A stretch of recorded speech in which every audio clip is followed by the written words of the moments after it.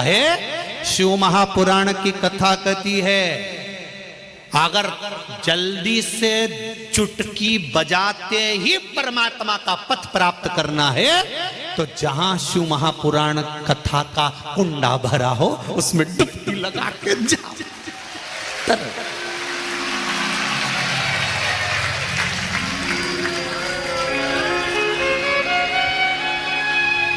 कुंड भरा हुआ है।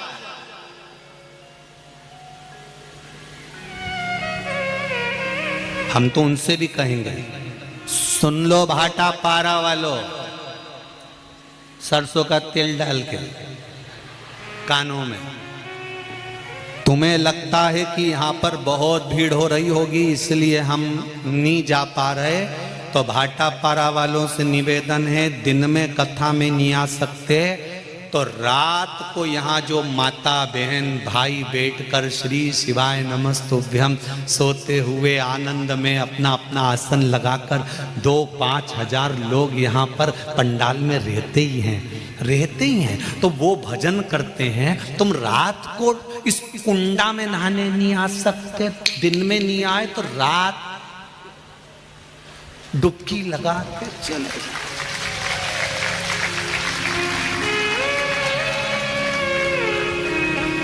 इतने सारे शंकर के भक्तों की चरण की रज भाटापारा के इतिहास में कभी नहीं मिली होगी और ना आगे मिलने वाली।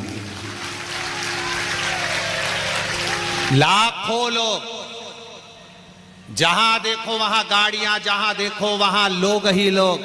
एक एक दुकान में लोग, बेचारे दुकान वाले सामान बेचने आए थे, उनकी दुकान में 50-50 भरे। वो बेचारा एक तो डोसा बेच रहा था, उसका डोसा बना दिया, उसमें घुस गए। एक वो समोसे वाला चिल्ला रहा था हमें बड़ा तो बना दो, वो के बाद में बना लेना, तू गैस बंद कर। उसका गैस चूल्हा बंद करके अंदर धर दिया, टेबल पे उनके छोरा छोरी को बिठा दिया और वो अंदर बैठी बैग ले लेके। तो ये कहां मिलेगा, कभी कहां प्राप्त होगा? शावर में नहाने में टाइम लगेगा। शावर मतलब तप, शावर मतलब तप में भगवान मिलने में टाइम लगेगा। डब्बे से नहाना मतलब मंदिर जाओ, यहां जाओ, वहां जाओ, सब दूर जा जाके नहाओ, उसमें भी तरने में टाइम लगेगा।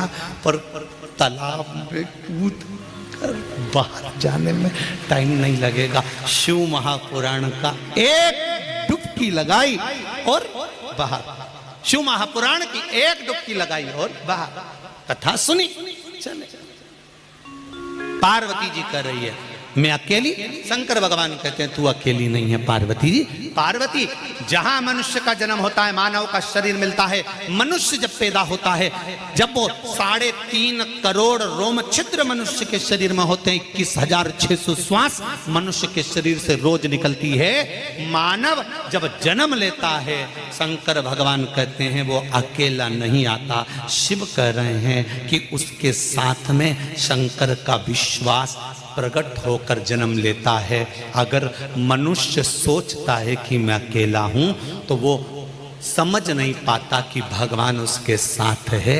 जब भी कोई कर्म करने मनुष्य जाए और मुझे याद कर ले तो वो अकेला नहीं रहता, मैं उसके साथ चलता रहता हूं हर पल, हर घड़ी, हर क्षण।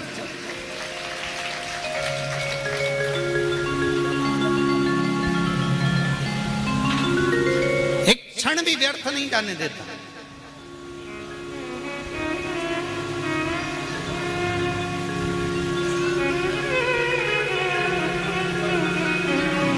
महाराज, पार्वती जी बोली मैं अकेली रहूंगी, शंकर भगवान बोले अकेली नहीं पार्वती, अकेली नहीं हो। आप भी सुन लेना जरा अच्छे से।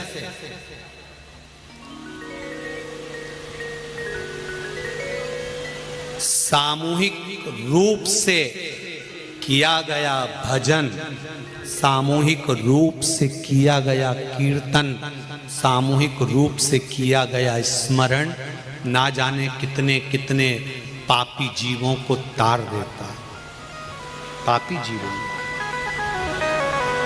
तार देता।